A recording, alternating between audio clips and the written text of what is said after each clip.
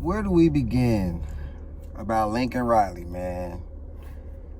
USC fans, man, we've been trying to tell you this the whole time, man. So this is a little video I wanted to kind of break down a little bit of the history of Lincoln Riley at Oklahoma. Why we've been trying to tell you guys this stuff the whole time when he left. And don't get me wrong, no Oklahoma Sooner wanted Lincoln Riley to leave. We did want him to get that defense right, and we didn't know if he could get that defense right. But trust me, you could tell by how we reacted on social media and everything. Nobody wanted Lincoln to leave. But now that he's left, it's given us a bit of time to look back at his tenure at Oklahoma and, really, it kind of exposed some truths about him, So let's just start from the beginning.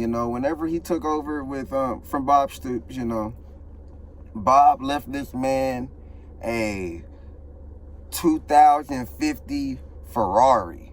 I'm talking about this thing had the dove. Well, it ain't no truck or nothing. But either way,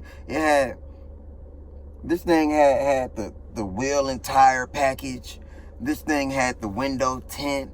It had the fresh engine, oil changed, everything you could think of whenever he left this team to Lincoln Riley. And that's one of the reasons why he left, because he knew that he was passing down a program that would be able to continue to be successful, And Lincoln Riley was our head coach for 4 or 5 years? I believe it was 5 years he was our head coach. I'm so past Lincoln Riley, I can't even remember how long he was here. But, to the USC fans out there that, is kind of butthurt about y'all's defense, we tried to tell you guys. Think about somebody who's handed down the perfect Ferrari that nobody's seen before. This thing is, like I said, I broke it down already. This is what he was handed. And my opinion on coaches, and the transfer portal has changed all of this now. But when he got to Oklahoma, this was very and this is a very good point to think about before the whole transfer portal rules and stuff has changed. Year one, he had freaking Kyler Murray. Obviously, Kyler Murray. He didn't, he brought Kyler Murray in as an offensive coordinator. Obviously, Bob Stoops had a lot to do with that. Playoffs. That just lets you know that the team that he left behind was a true playoff team when Lincoln took over. Remember, that's year one. It takes a coach 4 to 5 years to get their full. I say it takes a coach 5 years to get their full team into a program once they take over. So year one, playoffs, Kyler Murray. Year two, Jalen Hurts, Heisman Trophy winner. You can see that defense took a step back, but still we were right there in the playoff picture. We kind of we were a little disappointed in the way. That outcome was just off of the history of how we normally, played with Bob. Then we got Spencer Rattler in, okay? Now, when Spencer came in that first year, we were like, hey, this dude got a chance. But he had no defense at all to back him up. That's year three. So that's 3 years with Lincoln Riley in the system. He has had 3 years of recruits come in to this Oklahoma program. Year 4, we're expecting Spencer Rattler to take over, take a step up. We got Caleb Williams backing him up. We know that we're good regardless. Similar to how we are this year. We got DG. We know we're good because we got Jackson Arnold right behind him. We were in that same situation year 4 with Lincoln Riley. Now, you see how that team just broke down at the end of the year. I think we started that year like 9-0 or something like that. We were confident, but we were barely winning these games.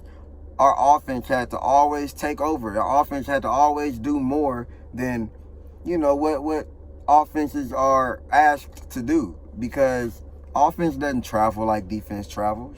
USC, you guys see that now. So this is year 4, meaning the year he left would have been the year he had his full recruiting class in. So that team Brent Venables took over, that was Lincoln Riley's team last year. Yeah, that team that went 6-7 last year, how USC was talking all this mess, talking about how we won out, we made the best decision, we made the better decision. He wanted to go to who can recruit at Oklahoma. Remember that? Who can recruit at Oklahoma? No, that's not the issue. Lincoln Riley can't recruit at Oklahoma, because you see how we are now. You see how that we haven't fell off offensively. We've upgraded defensively. But last year it was a bad look on BV. Everybody was talking about BV's going to be in the hot seat. No, this man is playing with Lincoln Riley's team, and as you can see, the outcome of that team, you're trying to implement a whole new system. These kids don't know anything about this system that you're that you're implementing. BV has one of the toughest defenses to learn. So you don't expect nothing else but to have a bad defense. And then whenever freaking you take the Heisman Trophy winning quarterback away from us, then what do you expect? As an Oklahoma fan, obviously we expected more that year, just because our program's tradition. We have a standard that we are always, for my whole life. I'm 29 years old. I became Oklahoma, like I said before, I became an Oklahoma fan 2000. I was like in the first grade. Didn't know anything about, what I was watching. I just knew that I was a fan of it. My dad was a big Oklahoma fan, so he put that in my head. Smart man. But I just want to break down each year from Lincoln Riley being at Oklahoma, how we got worse and worse and worse, to the point of that fully functional, brand new, futuristic Ferrari that Bob Stoops left behind. When Lincoln left, it was a hoopty. The wheels came off of the Ferrari, windows cracked, window tint peeling, sunroof gone. You know what I'm saying? Like that just tell you everything you need to know about this man. And like I said, I give him all the props when it comes to being an offensive coordinator. The dude is an offensive genius. But man, defense travels. Defense wins championships. These are things that have been said throughout the history of football. It's not nothing new. And Lincoln Riley thought that, hey, I've gone to the playoffs with this offense multiple times. But that was Bob Stoops, man. Bob freaking Stoops. Can't nobody take that away from Bob.